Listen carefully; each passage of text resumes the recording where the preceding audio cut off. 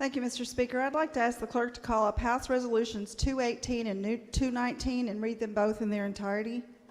Mr. Clerk, please report.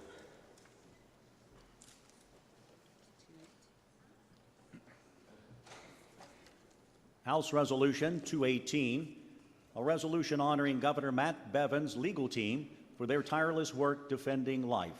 Whereas Kentuckians recognize, respect, and revere the sacred value of every human life, and whereas for far too long the status quo in Frankfort had been to allow thoughtful and strong pro-life legislation to languish or dissolve into irrelevance due to lack of passion or support from the executive branch of the Commonwealth. And whereas the Attorney General has repeatedly refused to defend the pro-life laws of the Commonwealth of Kentucky, but has repeatedly written memos to discourage the General Assembly from passing such legislation, and has sided with pro-abortion groups such as the ACLU over the will of Kentucky's citizens. And whereas Governor Bevin's legal team has accepted the challenge to defend the critically important pro-life legislation passed by the General Assembly, and has assumed the duties constitutionally mandated to be performed by the Attorney General. And whereas Governor Bevin's legal team consists of only 3 attorneys who have dedicated a tremendous number of hours to the fight for life, working thousands of hours with no overtime pay. Whereas through their dedication, Governor Bevin's legal team has saved the Commonwealth tens of thousands of dollars by not hiring expensive outside law firms. Now therefore be it resolved by the House of Representatives of the General Assembly of the Commonwealth of Kentucky, the members of the House of Representatives hereby pay tribute to the dedicated and tireless work of Governor Bevin's legal team and this pivotal time in the fight for life and in defense of our most innocent citizens, the unborn. Lady from Muhlenberg. Citation or House Resolution 219 as well. Can you read that one as well? House Resolution 219, a resolution honoring Governor Matt Bevins for his support of pro-life legislation. Whereas Kentuckians recognize, respect, and revere the sacred value of every human life, and whereas the reverence Kentuckians hold for life is overwhelmingly shared by a broad and diverse majority of Kentuckians and transcends political parties, state geography, race, and faiths. And whereas for far too long the status quo in Frankfort had been to allow thoughtful and strong pro-life legislation to languish or dissolve into irrelevance due to a lack of passion or support from the executive branch of the Commonwealth. And whereas Governor Bevin and his administration have resisted the status quo of Frankfort and stood strongly and boldly for the sanctity of life, leading our state and encouraging the Kentucky General Assembly to pass the most impactful and meaningful pro-life legislation in decades.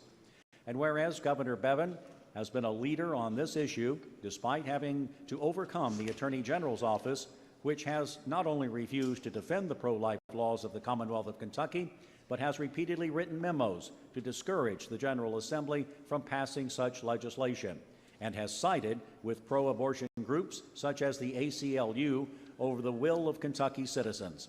And whereas Governor Bevin's legal team has accepted the challenge to defend the critically important pro-life legislation passed by the General Assembly and has dedicated a tremendous number of hours to the fight for life.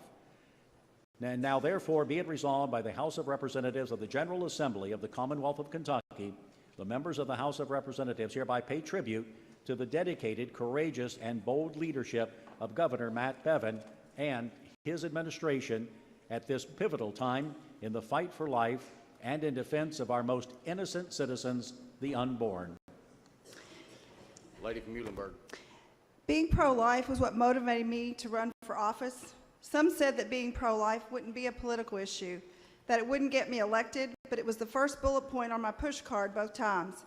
I represent the Bible Belt, and everywhere I go today, veterans events, visitations at funeral homes, senior citizens lunches, folks come up to me and say they love my pro-life stance. I understand that some of you in this chamber didn't vote for House Bill 5 because I didn't explain very well about how a baby gets its color. But to me, red and yellow, black and white, they are precious in His sight. I said this on the floor that it depends on the genetics of the mother and the father. A dear friend of ours who is a pediatric surgeon who happens to be black, when I was talking to him about this on Monday, said Muhammad Ali had it right when he said, "Hating people because of their color is wrong, and it doesn't matter which color does the hating, it's just plain wrong." I believe that we are fighting for babies of all color. I have mentioned our 2 unadopted grandsons, but I haven't mentioned our almost granddaughter. 2014, the same daughter and her husband traveled to Louisville to bring home Charlotte Jane, an African-American baby girl that they had been matched with because the birth mother had chosen them. When the social worker took her to say goodbye to her birth mother, the social worker came back empty-armed. The paternal grandmother and aunt had come to the hospital, and we'll never know if the mother changed her mind or if the grandmother and aunt changed her mind. But all lives matter. All lives matter. I heard Ryan Romberger speak at the Kentucky Right to Life banquet on March the 2nd in Louisville. He is black, self-described, who was the product of a rape, and his birth mother chose life and adoption. His adoptive parents adopted several children of varying hues and physical abilities, the very babies House Bill 5 hopes to protect. Ryan has started several ministries and websites to get the truth out about Planned Parenthood, the genocide of babies, and in particular black babies in this country, as well as much more. He is an amazing speaker, and he's written a book titled Not Equal: Civil Rights Gone Wrong. I've learned so much about the history of abortion and so much more. I would encourage each of you to read it. We have heard much about hypocrisy on this floor this session. I too have recognized hypocrisy and wonder if we even see it in ourselves. The hypocrisy I speak of is a reference to my parents were both pastors. I'm a Christian. I believe in Jesus and the Bible. My faith means a lot to me. I guess we only support half a kid. We need to support African Americans and those with disabilities. I say in response to each of those, but what about the babies? Why do babies only matter if they are born? As I shared with a lady from Jefferson, to me, Jefferson 44, once fertilization takes place, there are 2 lives, a mother and a baby, not just a woman. I mentioned the Old Testament scripture passages. You formed me in my inmost being. You knit me in my mother's womb. Before I formed you in the womb, I knew you. Before you were born, I dedicated you.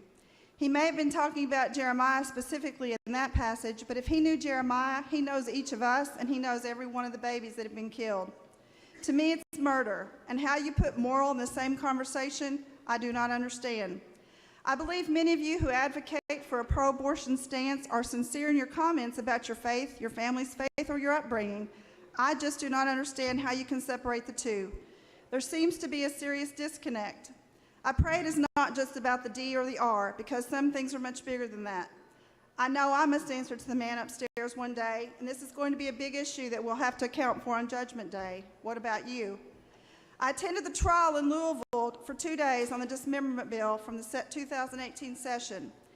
It's sad to me to see beautiful young women attorneys advocate for abortion, to see a young African-American OBGYN from U of L say a fetus is a glob of cells.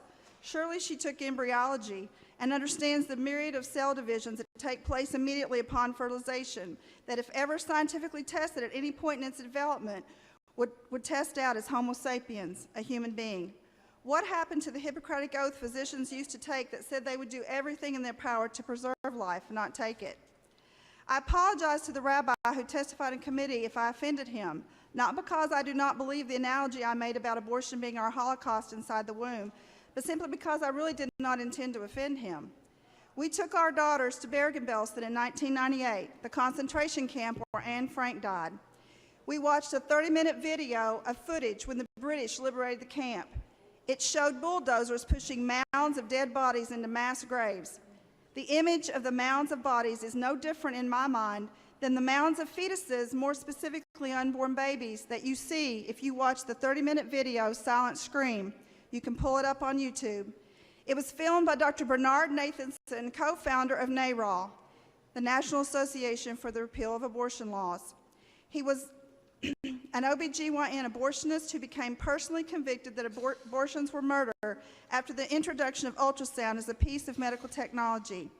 At least 2 points in the video, the camera zooms in on 5-gallon buckets of fetuses that are thrown away like garbage.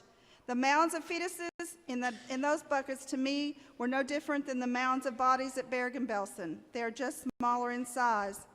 While I understand the rabbi's concern over the difference between a woman deciding about one baby versus a government committed to wiping out a race of people, To me, there is no difference. It is our nation's Holocaust. That is why I said I was being consistent in my vote for all pro-life bills alongside my vote to never forget the Holocaust. I appreciate the hard work and perseverance of those representatives who have labored for years for the unborn, some who are still serving in this body. And that is why I'm very proud of the governor's legal staff who are committed without bringing in outside attorneys and high-dollar figures to tirelessly defend the legislation we have passed these past 3 years. I'm also grateful for Governor Bevin, who's committed to life at any cost, because I believe the soul of both our state and our country are currently at risk. I will claim the scripture passage, 2 Chronicles 7:14.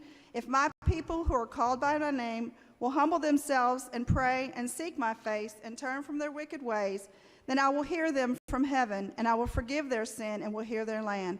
With that, Mr. Speaker, I move adoption of both House Resolutions 218 and 219.